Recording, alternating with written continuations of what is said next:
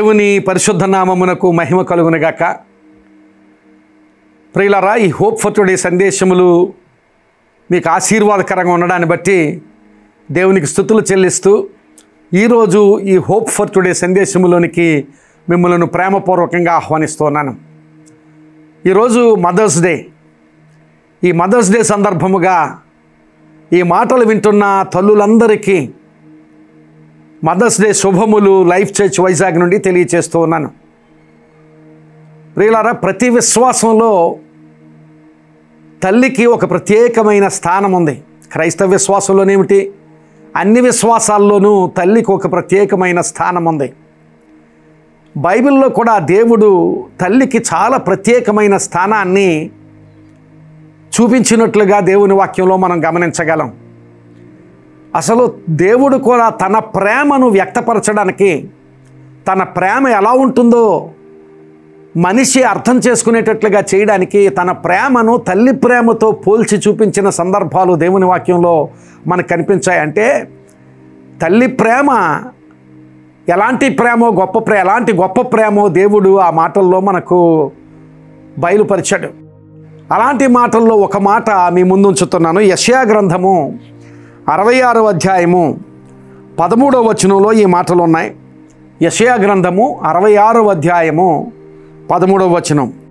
ఒకని తల్లి వానిని ఆదరించున్నట్లు నేను మిమ్మును ఆదరించెదను, యెరూషలేములోనే మీరు ఆదరించబడదరు. ఒకని తల్లి వానిని ఆదరించినట్లుగానే ఆయన మిమ్మల్ని ఆదరిస్తానని దేవుడు మాట్లాడిన మాటలు. ఈ మాటలలో చాలా ఆశ కనిపిస్తోంది. నిరాశ, నిస్పృహ, కృంగిన స్థితిలో ఉన్న వ్యక్తికి ఒక గొప్ప ఆశను దేవుడు చూపిస్తున్నాడు. ఎందుకంటే ఆ సమయానికి యోధా ప్రజలు బబులోను చెరలో ఉన్న స్థితిని బట్టి చెరలో ఉన్న వారికి దేవుడు ఇవ్వబోవు విడుదలను గురించి దేవుడు మాట్లాడుతూ, ఆ విడుదల ఎలాంటిదై ఉంటుందంటే తల్లి ప్రేమతో కూడిన విడుదలగా ఉంటుంది.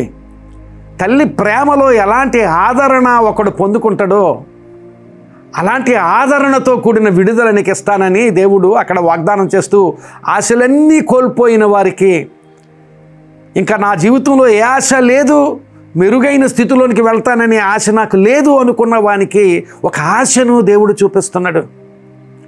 ఈ మాటలు వింటున్న నీవు దేవుని నుంచి పొందుకునే ఒక గొప్ప ఆశీర్వాదకరమైన అనుభవం ఏమిటంటే, నీవు ఎలాంటి కృంగిన స్థితిలో ఉన్నా, ఎలాంటి పడిపోయిన స్థితిలో ఉన్నా, ఏ చెరలో నేను బంధించబడిపోయాను, నేను విడుదల పొందుకోలేకపోతున్నాను అనుకుంటున్న స్థితిలో ఉన్న ఆ స్థితిలో దేవుడు ఒక గొప్ప నిరీక్షణ, ఒక గొప్ప ఆశ నీ హృదయంలో ఈ మాట ద్వారా పుట్టిస్తున్నాడు. నీ ఉన్న స్థితిలో నుంచి, నీ ఉన్న ప్రతికూలతలో నుంచి, నీ ఉన్న నష్టంలో నుంచి, నీ ఉన్న కష్టంలో నుంచి, నీ ఉన్న ఇబ్బందిలో నుంచి, నీ ఉన్న అనారోగ్యంలో నుంచి, నీవు ఏ ఆశలు లేవు నాకు అనుకున్న స్థితిలో నుంచి దేవుడు నిన్ను లేవనెత్తి నీకు విడుదలనిచ్చి నీకు ఒక ఆశను, నిరీక్షణను కలిగించాలని దేవుడు ఆ మాటలు నీకు ఈ రోజు తెలియచేస్తున్నాడు.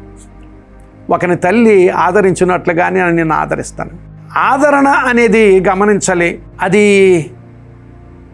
చాలా సున్నితత్వాన్ని సూచించేది. నేను నిన్ను ఆదరిస్తాననే మాట, ఆదరణ అనే మాట చాలా గొప్ప మాట. ప్రియులారా, గమనించాలి. ఆదరణలో సేదతీరే స్థితి ఉంటుంది. నేను అలిసిపోయాను, చాలా నాకు కలుగుతున్న సంఘటనలను బట్టి నా హృదయంలో చాలా అలసటకు గురై ఉన్నాను, అలిసిపోయి ఇంకేమాత్రం కూడా లేవలేని స్థితిలో ఉన్నాను అనుకున్న స్థితిలో, అలాంటి స్థితిలో ఆదరణ నిన్ను సేద తీర్చేది. అలాంటి సేద తీర్చే అనుభవం ఆదరణలో కనిపిస్తోంది. అలాగే ఆదరణలో పోషణ కనిపిస్తుంది. నేను నీరసించిపోయాను, లేవలేని స్థితిలో ఉన్నాను అనే వ్యక్తికి పోషణ, ఆదరణలో పోషణ కనిపిస్తుంది. ఆదరణలో స్వస్థత కనిపిస్తుంది. ఎలాంటి స్వస్థత అంటే అది శరీరంలో స్వస్థత మాత్రమే కాదు. శరీరంలో స్వస్థత అవసరమైతే అలాంటి స్వస్థతను సూచించేది ఆదరణ.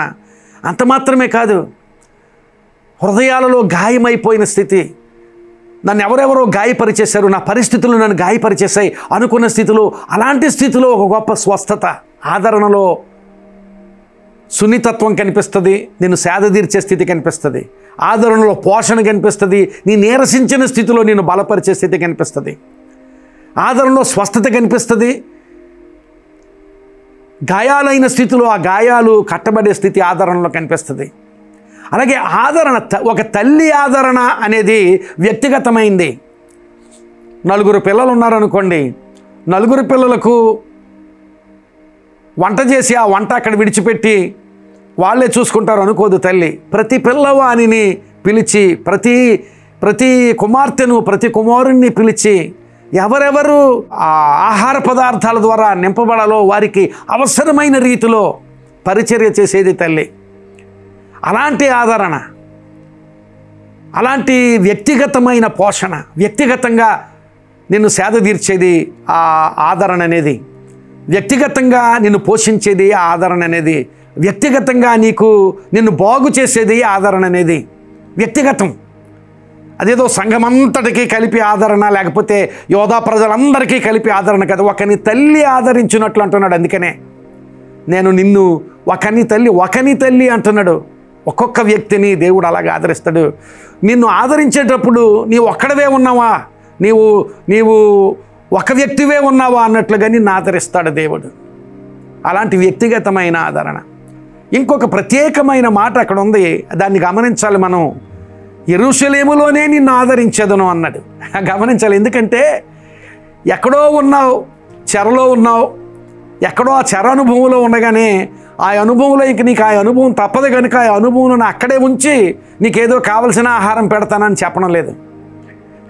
నీ ఉన్న చెరలో నుంచి నిన్ను యెరూషలేములోనికి తీసుకుని వచ్చి ఏ స్థితి అయితే కోల్పోయావో ఆ స్థితిలోనికి తీసుకుని వచ్చి, ఒకవేళ నీవు ఏ స్థితిని కోల్పోయాను అనుకుంటున్నావో, ఏ ఆశీర్వాద స్థితిని కోల్పోయాను అనుకుంటున్నావో, ఏ సంతోషాన్ని కోల్పోయాను అనుకుంటున్నావో, ఇంతకుముందు నేను మంచి స్థితిలో ఉన్న నా స్థితి అంతా నాకు లేదు ఇప్పుడు అనుకుంటున్నావో, ఆ స్థితిలోనికి మరలా తీసుకుని వచ్చి యెరూషలేములోనే నేను నిన్ను ఆదరిస్తానని సెలవిస్తున్నాడు దేవుడు. అంటే నీ పోగొట్టుకున్న స్థితి ఎలాగూ పోగొట్టుకున్నావు, దాన్ని మరిచిపో, ఉన్న స్థితిలో నీవు సంతృప్తి పడు అని చెప్పడం లేదు. నీవే స్థితినైతే పోగొట్టుకున్నావు ఆ స్థితిని మరలా నీకు ఇచ్చి నీకు ఆదరిస్తాను. నీవే స్థితి అయితే పోగొట్టుకున్నావు ఆ స్థితి మరలా నీకు ఇచ్చి నిన్ను ఆదరిస్తాను అని దేవుడు మాట్లాడుతున్నాడు. ప్రియమైన విశ్వాసి, ఈ మాటల ద్వారా నీవు ఆదరణ పొందాలి, ఈ మాటల ద్వారా సేద తీరాలి, ఈ మాటల ద్వారా నీవు బాగు చేయబడాలి. ఒకని తల్లి ఆదరించినట్లుగా నేను నిన్ను ఆదరిస్తానని దేవుడు నీతోనే వ్యక్తిగతంగా మాట్లాడుతున్నాడు. ఎలాగ ఆదరిస్తాడంటే, నీ ఉన్న స్థితిలోనే సరిపెట్టుకుని బ్రతికై నేను నిన్ను ఆదరిస్తానని చెప్పడం లేదు. నీవు ఏ స్థితి అయితే కోల్పోయావో ఆ స్థితిని మరలా నీకు ఇచ్చి, ఆ స్థితిలో దేవుడు నిన్ను ఆశీర్వదిస్తూ నీకు ఆదరణ, నీకు పోషణ, నీకు స్వస్థత, సమస్త ఆశీర్వాదాలతో దేవుడు నేను నింపుతాడు. అలాంటి ఆశీర్వాద స్థితిని ఒక తల్లిగా దేవుడు నీకు ఇస్తానని వాగ్దానం చేస్తున్నాడు. తల్లి అలాంటి ఆశీర్వాద స్థితి ఎప్పుడు కలుగు చేస్తుంది బిడ్డకు, అలాగే దేవుడు నీకు అలాంటి ఆశీర్వాద స్థితిని కలుగు చేస్తానని వాగ్దానం చేస్తున్నాడు. దేవుని దగ్గర నుంచి అలాంటి సేద తీరే స్థితి, దేవుని దగ్గర నుంచి అలాంటి బలపరచబడే స్థితి, దేవుని దగ్గర నుంచి అలాంటి బాగు చేయబడే స్థితి, దేవుని దగ్గర నుంచి అలాంటి మరలా పునరుద్ధరింప చేయబడే స్థితి దేవుడు నీకు దయచేస్తాడు. అలాంటి ఆశీర్వాద స్థితి నీవు పొందుదువుగాక. ఆమేన్. ప్రార్థన చేసుకుందాం. కృపగలిగిన మా తండ్రి, పరిశుద్ధుడా, నిజమే ప్రభువా, తల్లి వలె మమ్మల్ని ఆదరించే దేవుడవు, తల్లి కంటే మిన్నగా ఆదరించే దేవుడవు ప్రభువా, ఒకని తల్లి వానిని మరుచునేమో కానీ నేను నిన్ను మరువనని వాగ్దానం చేశావు. తల్లి కంటే ఎక్కువగా ప్రేమించే దేవుడవు. నీవిచ్చే ఆదరణను బట్టి, నీవిచ్చే సేద తీర్చే స్థితిని బట్టి, నీవిచ్చే బలపరిచే స్థితిని బట్టి, నీవిచ్చే బాగు చేసే స్థితిని బట్టి నీకు స్తోత్రాలు చెల్లిస్తున్నాం. వ్యక్తిగతంగా ఈ మాటలు విన్న ప్రతి ఒక్కొక్కరిని ఆదరించే దేవుడు, అలాంటి ఆదరణ వారు పొందుకొని బలపడి సేదతీరి పోషించబడి ఆశీర్వదించబడగలిగేటట్లుగా, ఏ స్థితినైతే కోల్పోయారో ఆ స్థితి మరలా పొందుకోగలిగేటట్లుగా ఈ విన్నవారందరినీ ఆశీర్వదించి నడిపించమని ప్రార్థన చేస్తూ, వారి సమస్యల్లో విడుదల, వారి అవసరతల్లో సహాయం దయచేసి నీ కృప విస్తరింపచేయమని యేసు నామమున అడుగుచున్నాను తండ్రి. Amen. God bless you my friend. May this message B a blessing to you. ఈ మెసేజ్ నీకు ఆశీర్వాదకరంగా ఉంటే తప్పక మీకు తెలిసిన వారికి అందరికీ ఈ మెసేజ్ని షేర్ చేయండి. వాళ్ళు ఆశీర్వదించబడితే దేవుడు మిమ్మల్ని కూడా ఆశీర్వదిస్తాడు. God bless you.